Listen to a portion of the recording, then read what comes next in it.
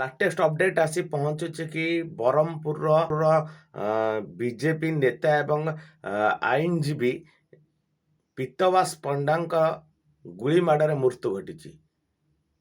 କିଏ ଏବଂ କ'ଣ ପାଇଁ ଗୁଳି ମାଡ଼ରେ ଏମିତି ଏକ କାଣ୍ଡ ଭିଆଇଥିଲେ ତାହା କାରଣ ଏପର୍ଯ୍ୟନ୍ତ ଅସ୍ପଷ୍ଟ ଥିବା ବେଳେ ସମ୍ପୂର୍ଣ୍ଣ ଭାବରେ ତାଙ୍କ ଘର ପାଖରେ କିଛି ସମୟ ପାଇଁ ବଚସା ହେଇଥିଲେ ଏବଂ ତାଙ୍କୁ ଗୋଡ଼ାଇ ଗୁଳି କରିଥିଲେ। ଯାହା ଲାଟେଷ୍ଟ ଅପଡେଟ୍ ଆସି ପହଞ୍ଚୁଛି। ପୀତବାସ ପଣ୍ଡା ରାଜ୍ୟ ଆଇନଜୀବୀର ଜଣେ ସଦସ୍ୟ ଥିଲେ ଏବଂ ବିଜେପିର ଜଣେ ବଡ଼ ନେତା ଥିଲେ।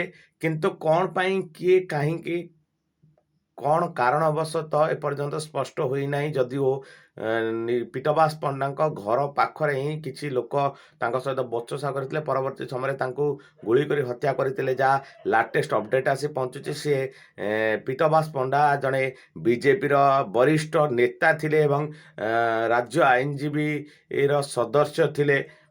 କିନ୍ତୁ ତାଙ୍କୁ କିଏ, କାହିଁକି, କ'ଣ ପାଇଁ ଗୁଳି ମାରି ହତ୍ୟା କରିଛି ଏପର୍ଯ୍ୟନ୍ତ କାରଣ ଅସ୍ପଷ୍ଟ ଅଛି।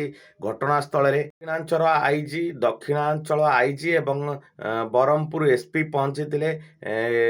ଯାହା ଲାଟେଷ୍ଟ ଅପଡେଟ୍ ଆସି ପହଞ୍ଚୁଛି କି ପୀତବାସ ପଣ୍ଡା ଗୁରୁତର ଅବସ୍ଥାରେ ତାଙ୍କୁ ମେଡ଼ିକାଲ ନିଆଯାଇଥିଲା, କିନ୍ତୁ ବ୍ରହ୍ମପୁର ମେଡ଼ିକାଲ ହିଁ ତାଙ୍କର ଘଟଣାସ୍ଥଳରେ ମୃତ୍ୟୁ ଘଟିଥିଲା। ମେଡ଼ିକାଲରେ ପରିବହନ ମନ୍ତ୍ରୀ ବିଭୂତି ଜେନା ପହଞ୍ଚିଥିଲେ।